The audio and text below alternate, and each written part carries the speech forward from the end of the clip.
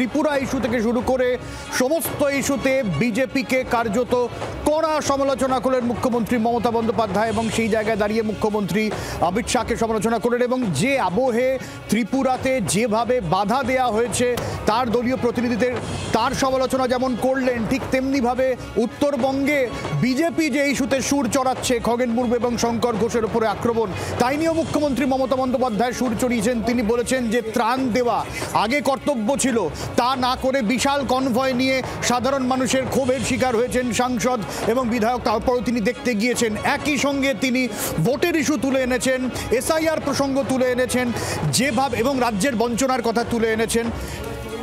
মমতা বন্দ্যোপাধ্যায় আজকে এয়ারপোর্টে নেমে একগুচ্ছ তোপ দেখেছেন বিজেপির বিরুদ্ধে এবং এই প্রশ্নও তুলেছেন যেখানে বিহারে ভোট ছট পুজোর জন্য বিমানের দাম কমানো হচ্ছে, ফ্লাইটের টিকিটের দাম কমানো হচ্ছে, অথচ বাগডোগরা থেকে কলকাতায় আসতে 18,000 টাকা পর্যন্ত টিকিট। ফলে সার্বিকভাবে বাংলার বিরুদ্ধে বঞ্চনার অভিযোগ যেমন তুললেন, তেমনি বিজেপির বিরুদ্ধে সুর চড়ালেন এবং যে গণতান্ত্রিক পরিবেশের কথা বিজেপি পশ্চিমবঙ্গে তোলে, পশ্চিমবঙ্গে একগুচ্ছ অভিযোগ তোলে, ঠিক একই কথা মমতা বন্দ্যোপাধ্যায় ত্রিপুরার ক্ষেত্রে বললেন।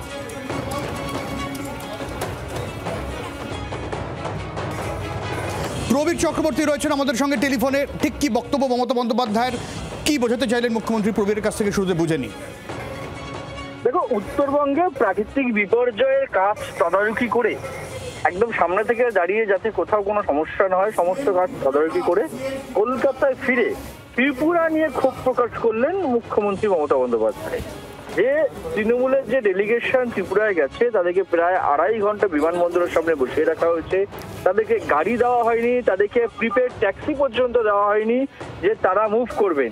এই জায়গায় দাঁড়িয়ে মমতা বন্দ্যোপাধ্যায় আরো বলেছেন যে তিনি নির্দেশ দিয়েছেন যে যদি গাড়ি না দেয় তাহলে এটাই পৌঁছতে হবে পার্টি অফিস। এই নির্দেশ মমতা বন্দ্যোপাধ্যায় দিয়েছিলেন বলে তিনি নিজে জানিয়েছেন।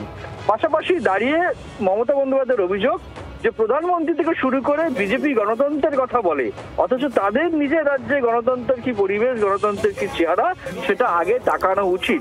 অভিষেক বন্দ্যোপাধ্যায় গাড়ি অতীতে ভেঙে দেওয়া হয়েছে, তৃণমূল নেতাদের মারধর করা হয়েছে, সেই অভিযোগও নতুন করে আজকে করলেন মুখ্যমন্ত্রী মমতা বন্দ্যোপাধ্যায়। অর্থাৎ এ রাজ্যে গণতান্ত্রিক পরিবেশ নিয়ে যে বারবার প্রশ্ন তোলা হয়, সেক্ষেত্রে দাঁড়িয়ে পাল্টা অভিযোগ মুখ্যমন্ত্রী মমতা বন্দ্যোপাধ্যায় যে আগে নিজেদের রাজ্যের দিকে তাকান, সেখানকার গণতন্ত্রের কি অবস্থা।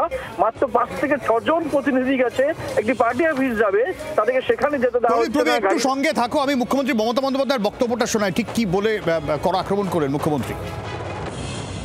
त्रिपुरा में आप देखा जो चल रहा है, फिर हमारा जो मिनिस्टर, हमारा एमपी, हमारा एससी मिनिस्टर एमपी, हमारा एसटी मिनिस्टर, हमारा एमएलए, हमारा लीडर लोगों ने ओनली 5 आदमी का एक टीम भेजा तो उसको एयरपोर्ट में रुक दिया। Even paid taxi is not allowed, उसको भी बोल दिया मत जाओ। वो लोग बहुत देर इंतजार किया, उसका बाद मैं फ्लाइट में चढ़ने का पहले बता दिया कि तुम लोग पैदल में जाना शुरू करो। बाइक में भी जाने की कोशिश किया था, हमारा वर्कर बाइक ले गया था, लेकिन वो भी अलाउ नहीं किया। तो मैंने बोला पैदल में चलो, तो पैदल में जाना शुरू किया। अगर वो भी नहीं करने देगा, जाने देगा, तो मैं खुद जाऊंगी। हम देखते हैं कितना उसका ऑडेसिटी है। বাংলার আওয়াজ, বাঙালির আবেগ, জি 24 ঘন্টা।